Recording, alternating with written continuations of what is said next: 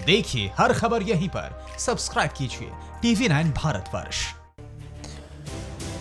इधर राजस्थान के सियासी रण में अब तस्वीर काफी हद तक साफ हो गई है। अशोक गहलोत अब पायलट मुक्त हैं और बहुमत का दावा कर रहे हैं, और वहीं सचिन पायलट आज अपने पत्ते खोल सकते हैं, जबकि कांग्रेस के घर की तस्वीर साफ होते ही बीजेपी एक्शन में आ गई है। आप 100 सेकंड में समझिए कि राजस्थान में अब क्या होने वाला है।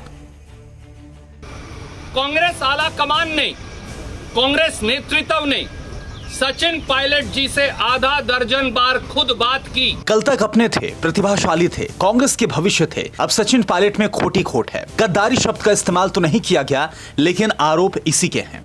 ये पिछले 6 महीने से षड्यंत्र चल रहा था और हम सबको जानकारी थी। गहलोत के साथ साथ अब पार्टी के केंद्रीय नेतृत्व की राय भी सचिन पायलट को लेकर अच्छी नहीं रही, तो पायलट ने भी कांग्रेस से रिश्ते तोड़ने शुरू कर दिए। ट्विटर पर अपनी पहचान को बदला और साथ में ये कहते हुए चैलेंज किया कि सत्य परेशान हो सकता है, पराजित नहीं। गहलोत खेमे ने पायलट की विदाई का जश्न उनके समर्थकों को ठिकाने लगाकर भी मनाया। सचिन पायलट के साथ साथ विश्वेंद्र सिंह और रमेश मीणा की भी मंत्री की कुर्सी छीन ली गई। दावा है कि गहलोत को 102 विधायकों का समर्थन हासिल है, जबकि बहुमत के लिए 101 सदस्यों की दरकार है। बहुमत होने के दावे और पायलट पर जीत का जश्न दिल में लिए गहलोत राजभवन भी पहुंच गए, लेकिन बीटीपी विधायक राजकुमार की सनसनीखेज आरोपों ने गहलोत के जादू पर सवाल उठा दिया। मैं राजस्थान विधानसभा का 84 विधानसभा क्षेत्र से विधायक हूं और वर्तमान में जो राजस्थान में स्थिति पैदा हो चुकी है, हमें एक तरह से कैद कर रखा है।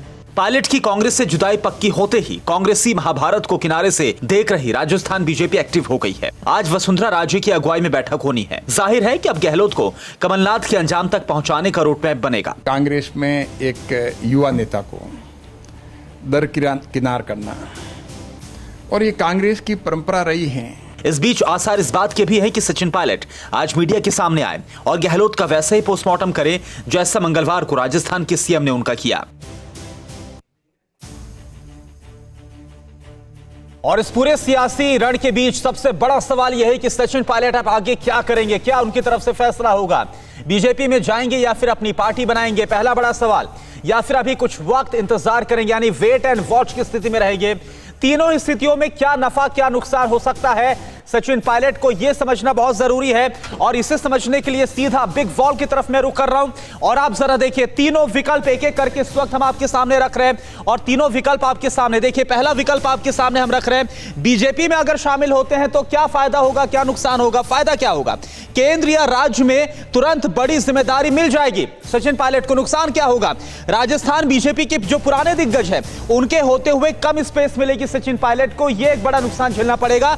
एक और बड़ा नुकसान है, बीजेपी जैसी बड़ी पार्टी में अपने तरीके से राजनीति नहीं कर पाएंगे सचिन पायलट, यह बड़ा नुकसान हो सकता है अगर पहला विकल्प जो फर्स्ट ऑप्शन है बीजेपी में शामिल होने का, अगर इसे चूज करते हैं। अगला विकल्प, दूसरा बड़ा विकल्प कौन सा है, अपनी पार्टी अगर बनाते हैं तो इसमें फायदा क्या होगा, अपने तरीके से राजनीति कर पाएंगे। और नुकसान क्या होगा, नए सिरे से जमीन को तैयार करना होगा।